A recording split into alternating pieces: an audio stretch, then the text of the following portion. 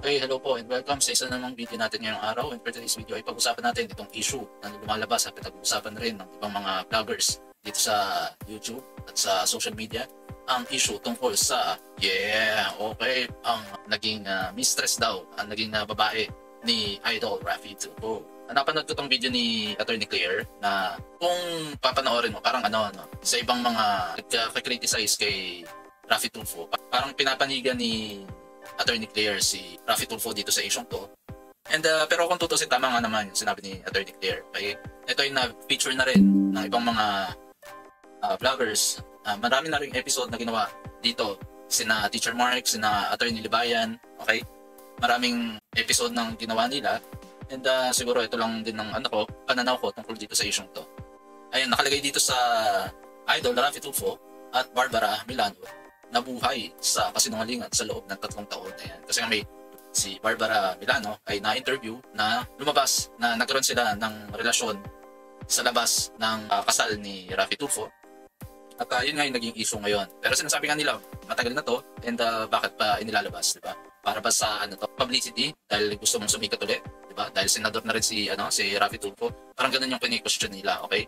And yun, napanood ko rin mga yung video ni Teacher Mike Reacts, ni I Am Sean Wayne at saka ni Attorney Libayan tungkol dito. And daw, panoorin natin yung etong video ni Miss Attorney Claire. Okay? So, let's go! Way back 2002. Ayan, ito yung Barbara Milano na may January 2002. From past romance, Raffy Tulfo. Okay, alam naman natin na kasal si Raffy Tulfo.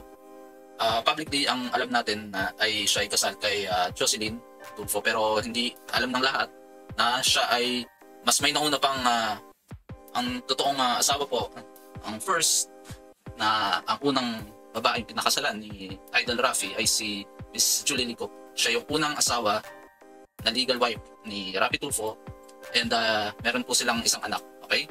Kaya kung sa mata ng mga Tulfonatics siya ay kasal kay Miss Jocelyn, ito ay isang pagtataksil pa rin sa loob ng isang kasal. Pero kung tutusin, kay Miss Jocelyn pa lang, ito ay isang pagtataksil at ito ay lumalabas na sila ay another family. Bali, lumalabas na si Miss Jocelyn ay isa ring mistress. Okay? So, let's continue. Yeah, kasama namin, no? Dito. So, na-involve daw siya kay Barbara Milano. Oo. May alam kayo dyan? Hindi. Okay, parang nang napanood ko to, parang nakatrabaho yata ni Sir Rod si Raffy Tulfo way back a few years ago. Kaya parang si Attorney Claire, tinatanong niya, alam niya yan? Parang siguro kung may alaman siya, syempre, ganun lang ng usapang lalaki. Kung ano yung nangyayari sa loob ng isang room, walang makakalabas dito yan. Kaya kahit na may alam si Sir Rod, usapang lalaki, walang ewan ko lang. Syempre, alam naman natin na kinikriticize rin nila si Idol Raffy. Pero sa tingin ko, hindi maglalabas yan si Rod kung may nalalaman nun siya, okay? Sa personal life, okay? And yun, napanood ko rin yung video ni Teacher Mike Reacts na na-feature nga rin si Miss Barbara Milano sa program ni Mel Chanco, yung Magpakailanman, yung buhay ni Barbara Milano, okay, doon.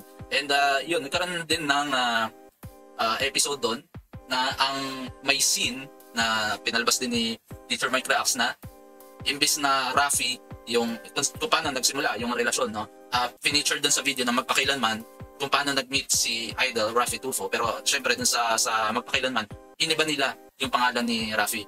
Ang pangalan ay Ronnie. Ronnie.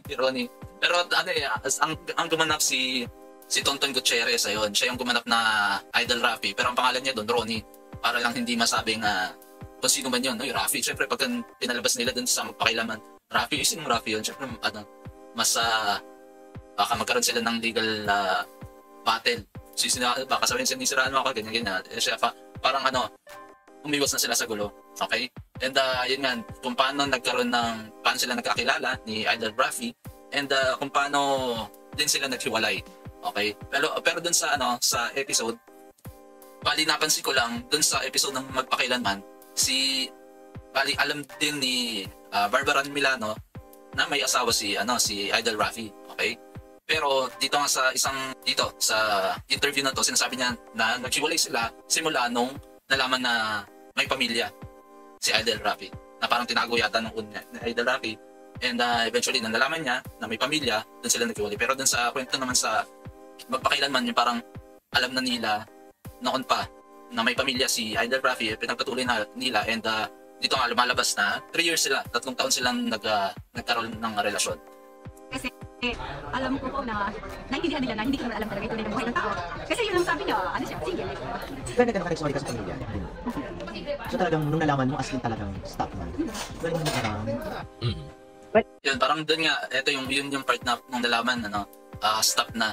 Pero yung doon naman sa episode ng magpakilanman, yung feature ni Teacher Mike Reacts, na parang, parang alam na nung una pa na may pamilya si Idol Rafi, and then eventually naghiwalay din sila. Pero una pa lang, alam na. Okay. And ito yung opinion ni Miss Attorney Claire tungkol dito sa episode na to. Maikli lang to kung tutusin. Parang kay Attorney Claire, easy issue lang to. Okay, hindi compare sa mga ibang vloggers na may episode na sina Attorney Libayan, sina Teacher March, tsaka iba pa. Nagkaroon ng maraming episode. But anyway, sa akin ito yung partner.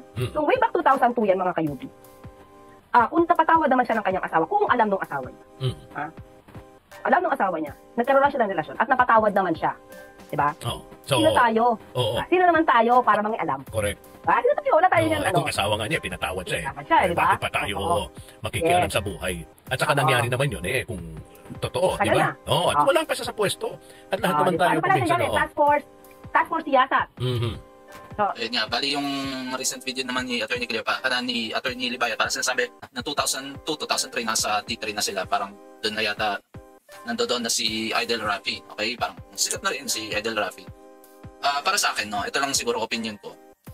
Siguro yung points of view ni Attorney Claire is parang kung nung nakaraan na nangyari yan. Sa tingin ko parang sa tingin ni Attorney Claire na hindi na ganoon ka-importante yung kung nagbago na rin naman yung tao, and matagal na nangyari yun, 20 years ago, 20 plus years ago. So hindi na ganoon ka importante yung issue to kasi pati si Barbara Milano yung nag-move on na, lahat nag-move on na, and pati naman din sigurado si Idol Rafi nag-move on na. And sinasabi nga ni Attorney Claire at ni Sir Rod na lahat naman ng tao ay nagbabago. Okay? And kaya malay mo, si Idol Rafi nga daw ay nagbago na, kaya past is past. Okay? Baka mamaya si Idol Rafi is the best person na ngayon, kaya hindi na nabababae. Who knows, di ba? Pero kung matagal nang nangyari yon, okay lang. Pero kung ngayon siguro nangyari, meron pa, tapos biglang may lumabas, medyo yun ang matinding issue, di ba?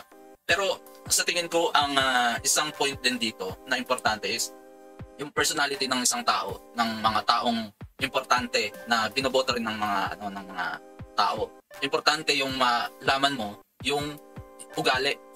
Okay? Katulad niyan, si Idol Rafi noon siguro nga na marami siyang naging babae, ganyan.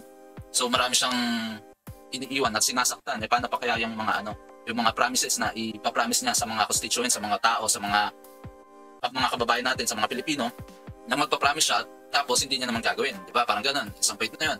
And isa pa na hindi siguro ito ang kay Barbara Milano ay tapos na, okay? Yun nga, yung isang point dito is kung tapos na nga itong relasyon nito ni Barbara Milano, okay fine, isang tabi na natin yon, pass is pass, lahat ay nag-move on na. Pero masasabi niyo bang yung naging relasyon sa unang asawa ni Sir Rafi Tulfo na si Miss Julie Licop, na iniwan niya, na walang sinustento all these years, nakasama yung anak niya, na iniwan na rin niya, na walang sustento all these years hanggang ngayon, masasabi niyo bang okay lang kasi nakaraan na rin naman yon? At sinasabi nga rin ni Miss Julie Licop na masakit pa rin sa kanilang pamilya na iniwan, na hindi nasuportahan at niloko, na hanggang ngayon kasal sila tapos hindi sila nare-recognize ni Rafi Tulfo, di ba? Yung siguro ito, mapagbibigyan pa natin tong kay Barbara Milano, naging boyfriend-girlfriend, that's it, walang nangyari. May na-issue rin na may anak si Barbara Milano, hindi nila alam kung kay Rafi Tulfo ba to o hindi. Pero at the same time, itong kay Miss Julie Licop, di ba? 1980s pa sila naging kasal. Tapos yung pamilya ngayon ni Idol Rafi, yun ang pinapalabas na legal family, legitimate family. Pero in the end, nandito pa rin si Miss Julie Licop na humihingi ng hustisya sa mga ginawa na hanggang ngayon pinagdudusahan pa rin, di ba? Sabihin na natin pinagdurusahan pa rin yun. Na dapat pag pinagdusahan pa rin ni Raffy Tulfo. Dahil nga, walang sustento sa pagpapalaki at sa asawa niya, di ba? Sa pagpapalaki sa anak niya. Okay, kailangan pang humingi, magmakaawa para humingi ng sustento para sa anak niya, di ba? Yung mga ganung bagay ba na hanggang ngayon, kung hanggang ngayon pa rin masakit sa asawa niya, tapos hindi pa nire-recognize ni Idol Raffy na nang iwan siya ng asawa at sinabi niya nang extortion yung asawa niya. Parang hanggang ngayon mali pa rin sa pag-iisip. Hanggang ngayon nakatatak pa rin sa mga Tulfo fanatics na masama yung asawa niyang si Miss Julie Licop na iniwan ni Raffy Tulfo. Diba? Na hindi nagsustento sa pagpapalaki ng anak nila, diba? Kaya hindi nyo pwede sabihin na past is past. Kung hanggang ngayon masakit pa rin dun sa isang taong hanggang ngayon hindi pa rin sila nire-recognize, diba? So ito siguro hanggang dito lang yung yung hindi ganoon ka importante yung isyung to. Oo, mga katulad ni Erwin Tulfo, siguro yung mga ibang Tulfo rin, may mga naging ibang babae, nagkaroon sila ng ibang anak, and then pass is pass, di ba? Hindi naman katulad ni Bossing Vic, di ba? Nagkaroon siya ng mga babae, nagkaroon siya ng anak, pero lahat yun sinuportahan niya. Kaya walang nagreklamo sa kanyang partner niya o mga naging anak niya, walang naging problema. Tapos kinasal siya kay Dina Bonavi, tapos syempre may annulment na rin, nakapagpakasal pa siya kay Pauline Luna.